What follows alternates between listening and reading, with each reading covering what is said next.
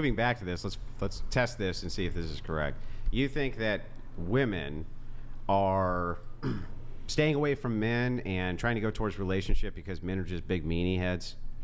Yeah. Yeah.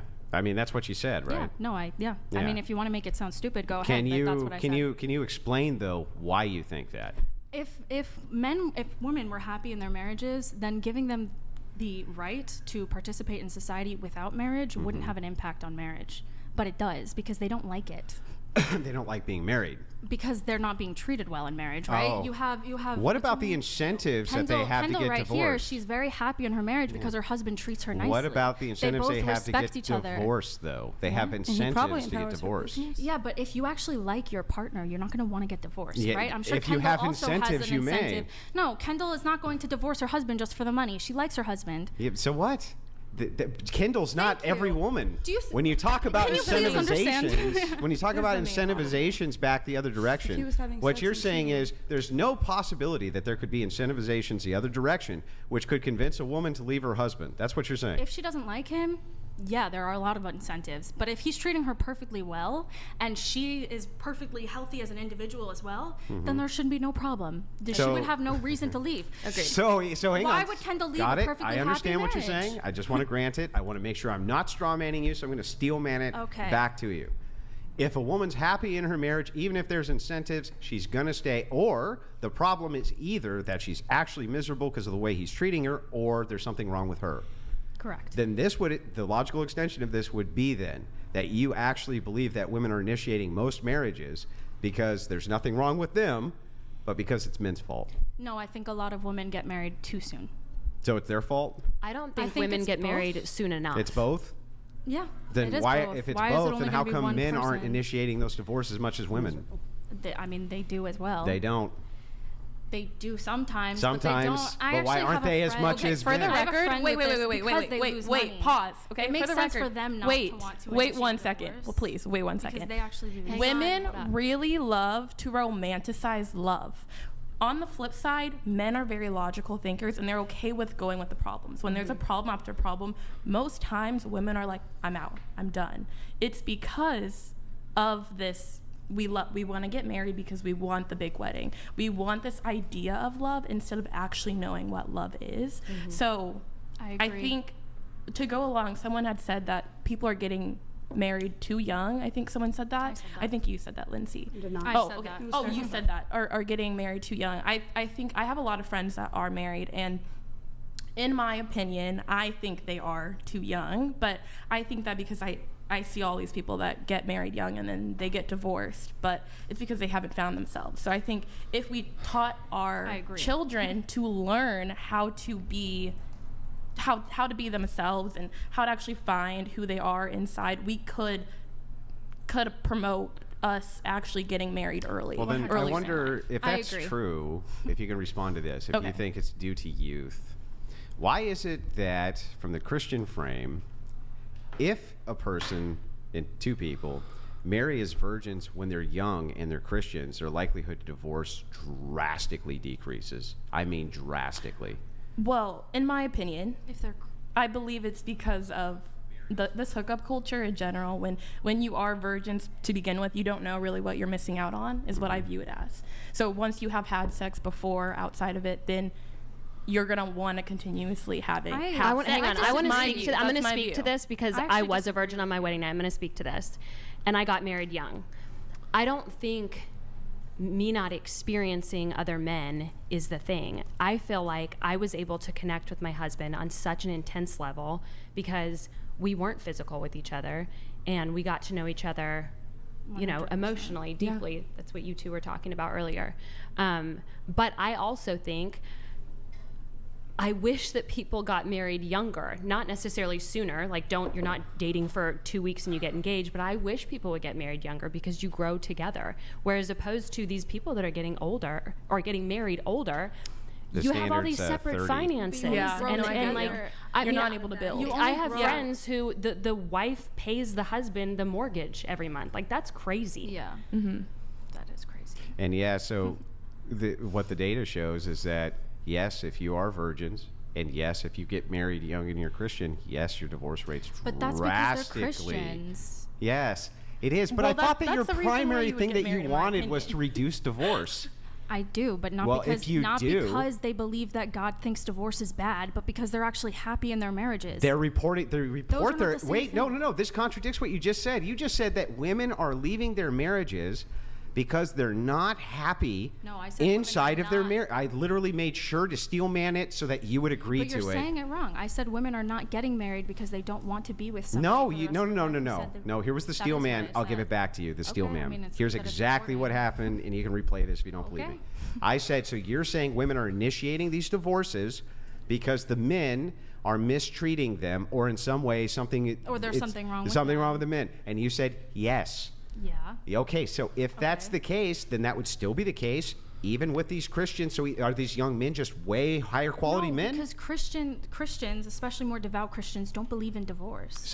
But it's a very controversial thing, especially in your own community. But they can still get divorced. But it's not socially acceptable. Like, you can say that, but it's not. I don't think it has anything to do with it that. Does. Because my husband and I are not staying. My husband and I are not getting divorced. You don't come from a Christian community. Don't be full of shit. I come from a Jewish community. That's not a Christian community. But I would love to hear your comment. It's similar in the sense that it's not similar. Everybody's extremely Orthodox. They get married very early. They stay married for a very long time. They don't give a shit about divorce. It's not a big deal in those communities. It's not a huge deal. I love how you're talking like you know. I love how you're talking like you do. I'm telling you, in these Christian communities, which you're speaking on, just so that you understand, they are reporting their happiness levels much higher.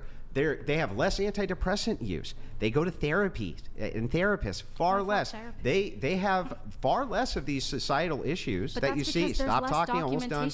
Until yes, there are documented. No, there's less antidepressants prescriptions because there's less therapy because they don't believe in therapy. Then why is it? Hang on. My husband and I go to therapy. We are actively in therapy. Then how come their unaliving rates aren't higher? Hang on, let me finish. Because we believe in marriage. I am not going to divorce my husband because of the fact that because the Bible says don't get divorced. I mean, that's part of it, but I feel like I want to work on my marriage. And so I do go to therapy and we do work hard on it. And it's not because strictly the Bible tells us not to, but good things take work. A lot of women, especially if you're in a very religious community where your social points or whatever is dependent on how well you're doing in life, a lot of women don't necessarily want to divorce even if they're in a bad marriage or they're unhappy because they don't want everybody else to say certain things or they don't want to take that step with their life. They're very Wouldn't that lead to poorer outcomes? It would lead to poorer outcomes. Well, then where can you demonstrate the poorer outcomes? Because all of them are reporting that the outcomes are better. Not only are they getting divorced less, hang on, their kids are far less prone to get into any type of criminal activity at all. Their kids are far more likely to be stable in life. They're far more likely to graduate from high school. They're far more likely to do all of these things. And on top of that, well, you just got done saying it is. You just literally got done saying that's because there's all these incentives who keep them together. And then you're saying that's all because of religion when I said one thing was because of religion. Yes, but no. I just asked you, wouldn't they have worse outcomes? And you said yes, but when we look at the outcomes, they're not worse. Not just because they're religious. But they don't report they're unhappy. But that's because they're not doing anything that would, like, how are they going to report it, please? If they don't go to therapy. A Pew researcher, exactly. A Pew researcher could call them and say, are you unhappy? And they would say yes. That's not how it happens. It is how it happens. No, that's not how it happens. How is data gathered? You do studies. You take a sample. And in the study, how do they gather the data? You take a study. How do they gather the data for the study? But I'm saying in this study. How do they gather the data for the study? The population in question, sorry. the population in question here, they're literally not going to therapy. They don't have to. Yeah, that's because they're stable. They go to their priests. They do their whatever. Yeah. You're saying they're stable because that's what the stats show. But yeah. They're not actually saying, like, they don't have. They do. They literally use polling data. They use polling data. How do they do that? They just called them up and they were like, hey, are you happy? The same way that they do for secularists. No, that's not. Yes. No, they tell me how they do it. They have therapists and they have antidepressants. And for the religious, you have the priest and you have the infrastructure. Okay, so are they going to the priests? Yeah, sometimes they talk to people who are in the church, but just like with secularists, they'll also just call directly to the housewife. They don't do that. They do that. As part of a sample size, Pew will call people and literally ask them a series of questions to make a determination on their answers. How many people give similar answers to come up with data? Of course they do. Okay, then give me the alternative for how this is done. You figure out the stats on how the doctors are prescribing antidepressants. You figure out how many people are starting to go to therapy compared to how many were years ago. You do all these different. Yeah, but how would you determine individually who's unhappy and who isn't? how would you determine individuals? By asking them like they do. Okay. I will say, I don't really understand where you're going. My with this. point Like, is that if we look at the outcomes, you speak out of both sides of your mouth. You say it's not because of Christianity, but it's because of Christianity. Then when we look at the outcomes, I say the outcomes in this group far better for everybody. You say, but that's not because of the religion. It's almost like not everything's black and white, and there's nuance. That's right? why I'm happy to get in the nuance. Might be because of Christianity, and other things might not. Well, which things do you think may not be? Right.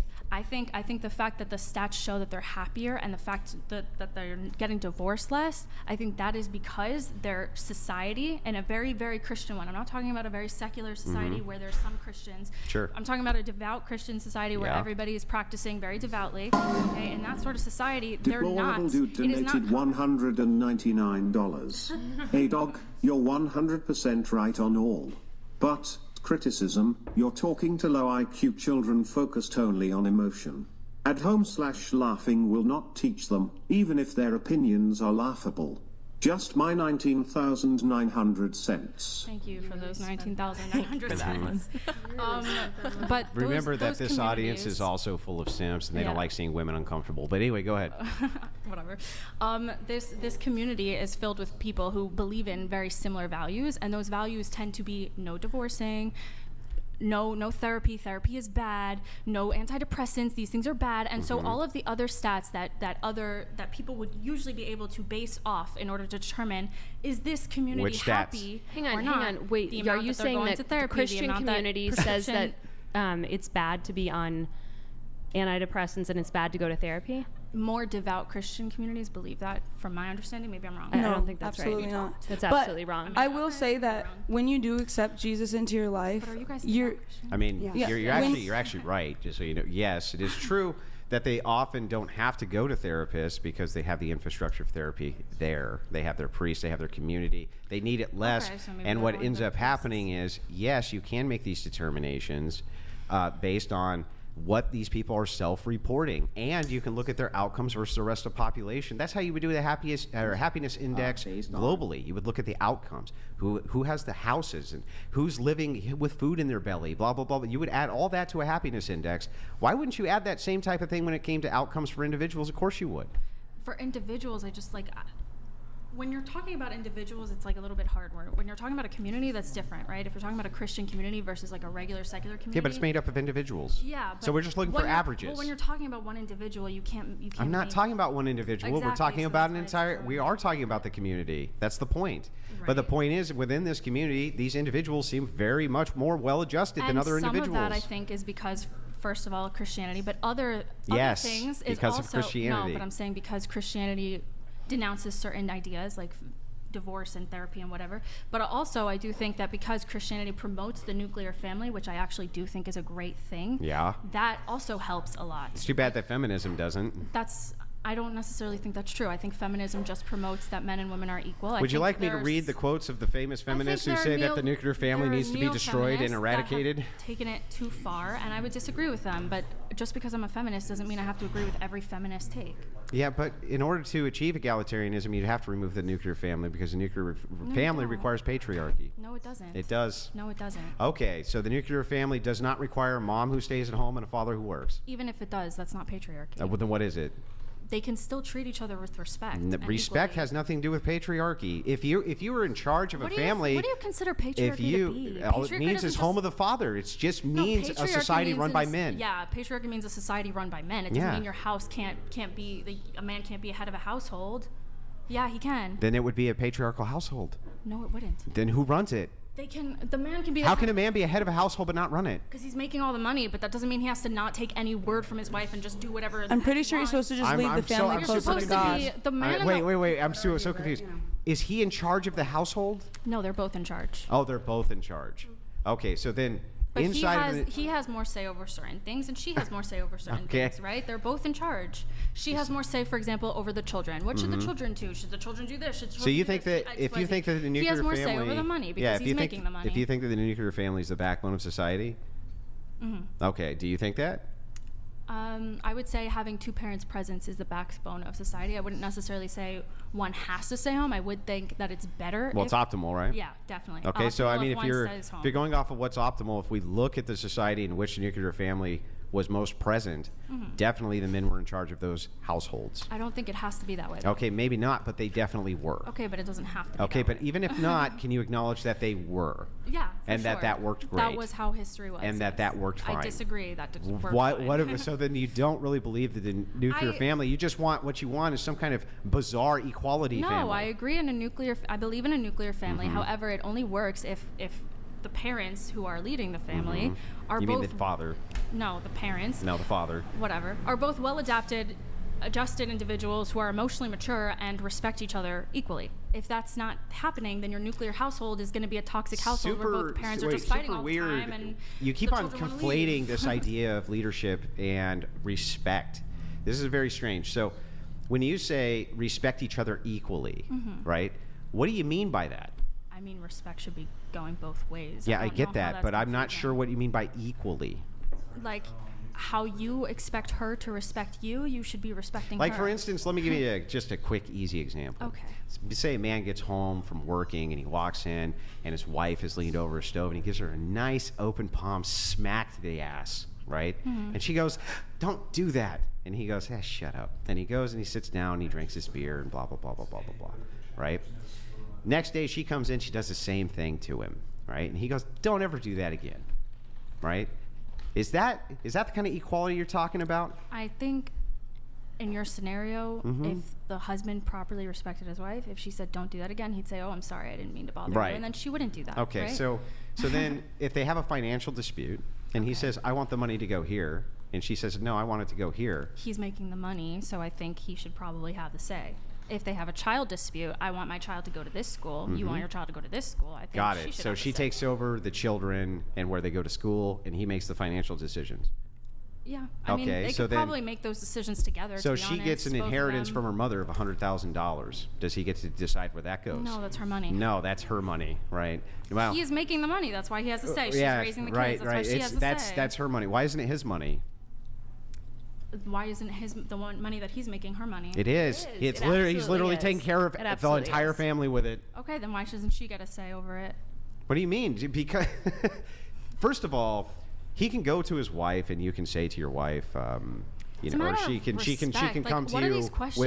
with these various issues. If you're with somebody and you're talking to somebody and you genuinely respect them, if they get $100,000 from their parent, you're not going to want that money. And if they respect you, they're going to want to share it with you regardless. What if right? you do want the money?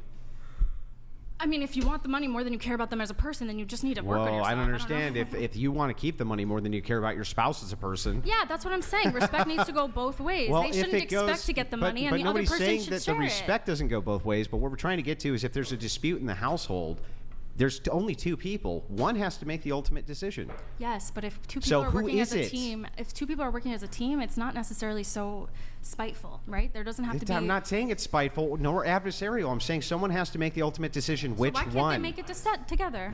Because they fundamentally disagree on something. Okay, so give me an example of what they fundamentally. Here's a disagree great on. example. So, husband says, "I want the kid to go to a Christian school. It's 20 minutes further." Okay, and she says, "You know, in the morning, I don't want to drive the extra 20 minutes." And he says, "You know what? It's super important to me that he goes to a Christian school. It's part of the faith of the family. I need you to do this." And she says, "No, I don't want to do it.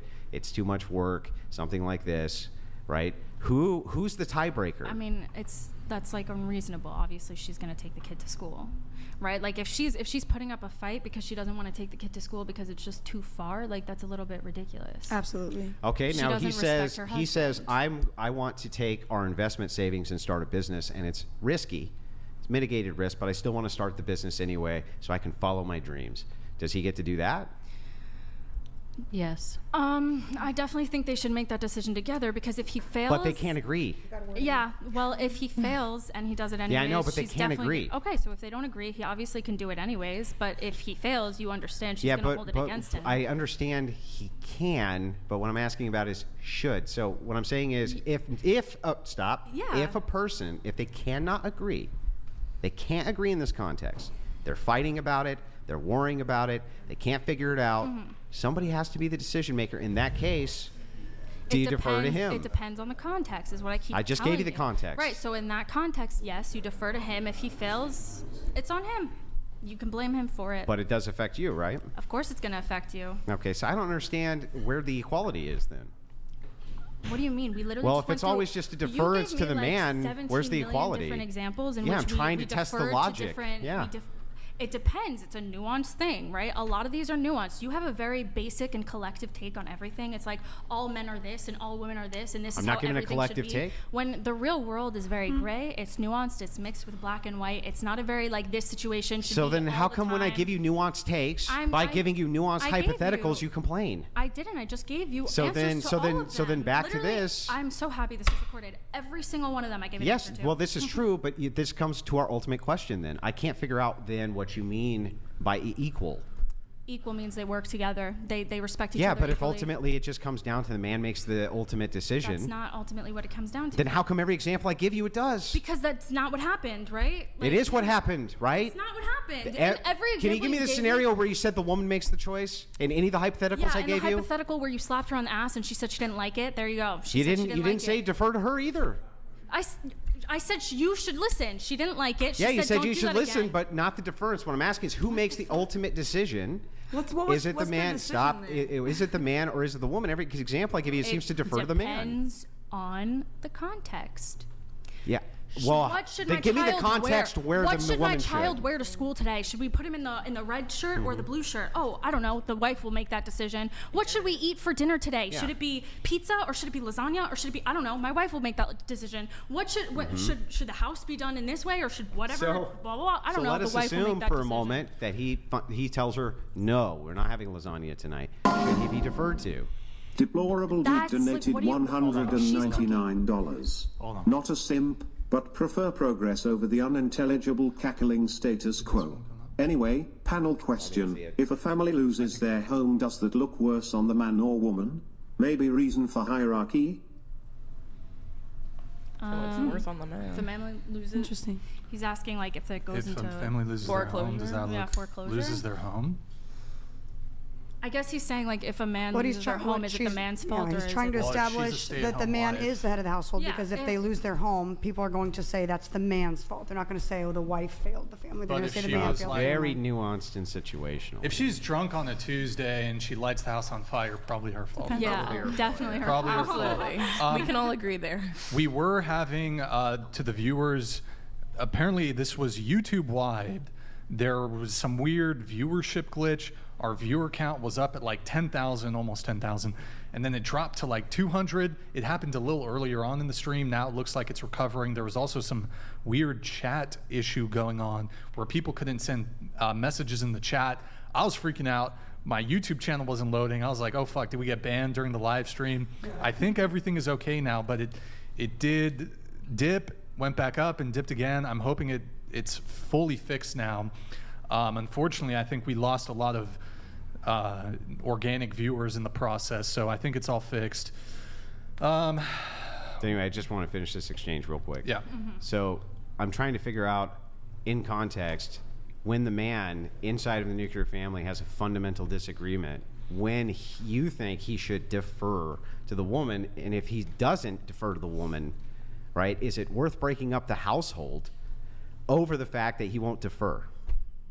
So you're asking me what exactly scenarios he should defer to the woman? No, I'm asking you inside of the scenarios where whatever they are that you believe he should. Okay. Because you're like, they gotta be equal, right? Shit, the lasagna is her responsibility. He needs to shut his mouth, right? Yes. On that lasagna, but he doesn't want lasagna. He doesn't want lasagna. He's more of a spaghetti and meatballs. Hang on. He's more of a spaghetti and meatballs guy. He's like, no. Okay, well, she wants the lasagna. No. But she wants. Yeah, I know, but he says no. And she's cooking the lasagna. Yeah, I know, but she's not cooking both. But he She's walks cooking in. lasagna. He walks in. And he says, "Well, then fine, no grocery money for the fucking lasagna." Okay, what are we doing? Are we trying to hold things All I'm against trying each to other? figure out. I'm trying to figure out ultimately, right? A relationship doesn't work when you're trying to be like, you do this and you do this and I'll do this. Like, that's not how it works. Yeah, I agree. I'm not disputing this. It shouldn't be. But what I am saying is all that the way. if you come down to a tiebreaker, you have to have somebody who is the decision maker. Yeah, I just think that it depends. If it's the woman cooking the meal, and she wants lasagna, she should be the one who's making the decision. If he's making the money and he decides he wants to go gamble his money away and risk it on a business and whatever, he's the one making the money. I think the man has the ultimate say, personally. So you think if she wants to make lasagna for dinner and he wants spaghetti, she should make spaghetti? Yeah. Absolutely. Did he work all day and she was at home? But why shouldn't he or she make what he wants? But also on a case-by-case basis, a good man is not going to come home and see that his wife has slaved away making lasagna and say, throw it away and make me spaghetti. Absolutely. A good, respectful man probably wouldn't do that. That's not what we're saying, though. We're not saying that. What we're saying is ultimately, all I'm trying to get at is that inside of a relationship, you do, especially inside of a marriage, there are going to be problems that come up where there's going to be perhaps irreconcilable differences on decision making. It doesn't mean that a person can't consult you or you can't consult them or this type of thing, but somebody has to make the ultimate choice between the two of you. Right. Don't you think that should be the man if it's a nuclear family dynamic? No, I think it still depends on the context. Okay. But like they said, ideally, if you're marrying a man anyways who's going to be respectful to you, then it doesn't matter, right? Like if you can treat him however he wants to be treated, and he'll give you the energy back because he loves you too, right? And then you'll get everything you need because you're being a good husband and wife, whatever, and she's being a good wife, right? But if he's being toxic and he still wants her to submit, then I have a problem. Yeah, but that's a subjective metric for toxicity, right? So like the things that you would consider toxic would be basically anything that you just don't like. Right? Not true. What do you think? What would be toxic? Controlling behavior would be toxic. What do you think? What? Controlling behavior would be toxic. Yeah, but controlling how? Behavior. Like, what's an example of controlling? Like you tell your wife to make spaghetti when she wants to make lasagna. Why would that be controlling? It's just a matter of your preference, right? Yeah, but if she always makes dinner, let's say every single day, right? And then she wants to make lasagna one day because she's really craving lasagna, and you're like, no, you're gonna make dinner. It's like, what is she? So where do we delineate between preference and control in this sense, right? If your husband doesn't want you to go fuck another guy, is he being controlling? No, that makes sense. That would be an enforcement of preference, right? Yes. So where do we draw that line? It depends on whether you're being. It's subjective, right? No, not really. I think God draws the line. No, yeah, show me where. The line is based on your behavior, right? If a woman is being very, very promiscuous out and about, and then a man, her husband, says, "Don't do that," that's fair. I don't think he's being insecure. Can I give you an example? Yeah, but you're not telling me where that line is between where it becomes controlling and where it's no longer controlling. The part where it's controlling is when you're telling her to do something that no longer impacts you as a person, but your spaghetti impacts you. That doesn't really impact you. It does really impact you. Come on, well, hang on. Let me say this. That's my whole point. It does. Doesn't really impact but hang you. on, but it does. But this is a point. If we're going like from impacts the you limited, emotionally, like it if gives we're you some going from trauma the or something. limited amount, well, that makes no sense though. That's because we're engaged in conversation. We got hours of this. Relax. We'll get over Well, there. I know we're all about to leave though. Like none of us are feeling it. Yeah. Oh God. Yeah. Fine. We'll move it on. Sorry. Please and thank you. You guys just don't agree. We've got that, okay? And then it is what it is at that point. Yeah, I don't think anyone's going to be changing many of their opinions, so we can just say our opinions. It's not and for move you on. guys to change your guys' opinions.